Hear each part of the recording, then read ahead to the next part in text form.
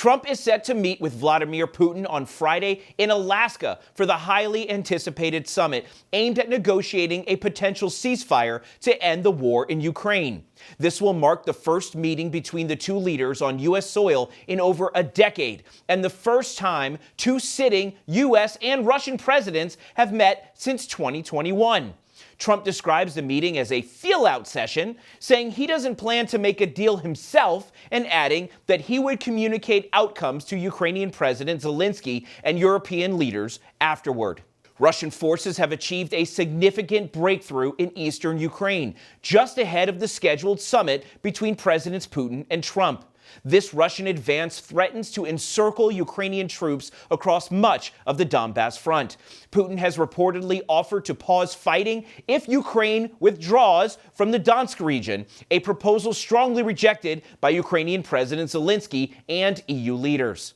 Ukrainian President Volodymyr Zelensky is expressing full support for a recent joint statement by key European leaders aimed at achieving peace in Ukraine while protecting Ukrainian and European interests. The statement welcomes Trump's efforts to facilitate an end to the war, but stresses continued pressure on Russia and strong security guarantees for Kiev. President Trump says he's aiming to explore parameters for a possible ceasefire that may involve some land swaps.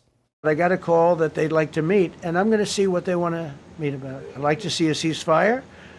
I'd like to see the best deal that could be made for both parties. You know, it takes two to tango, right? The next meeting will be with Zelensky and Putin, or Zelensky and Putin and me. I'll be there if they need, but I want to have a meeting set up between the two leaders. I was a little bothered by the fact that Zelensky was saying, well, I have to get constitutional approval. I mean, he's got approval to go into war and kill everybody, but he needs approval to do a land swap because there'll be some land swapping going on. I know that through Russia and through conversations with everybody to the good, for the good of Ukraine. Good stuff, not bad stuff. Also, some bad stuff for both. So there's good and there's bad. Joining us now to discuss all of this, he sits on the House Oversight Committee and is a member of the DOJ Subcommittee, Tennessee Congressman Tim Burchett, back on the program. Welcome, my friend Tim. It's good to talk to you again. How are you doing? I'm great, brother. It's always good when I can be on with good folks. So thank you so much for having me on again. Well, thank you so much for being here. Look, there's no shortage for news today. I mean, between home rule in Washington, between this new meeting now in Alaska, between Trump and Putin, I had to get your take on what you thought about this meeting now. Are we going to see, I mean, Trump already said, no, I'm not going to make a deal here. This is sort of just an appetizer to the deal. What do you make on the meeting in Alaska between Trump and Putin?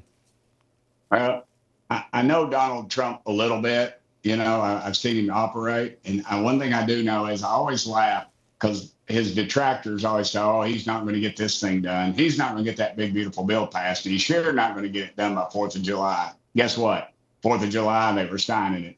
The cryptocurrency bill Senator Hagerty had out of Tennessee, it ain't going to happen. It ain't going to happen. Senator Hagerty said, we're trying to get it on his desk by Friday. And everybody said, it's not going to happen. Guess what? It was on his desk by Friday.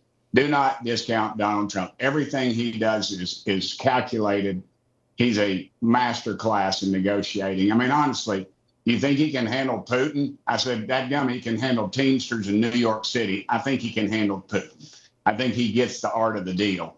But the truth is that Trump understands a couple of things. He understands their economic situation, the energy situation.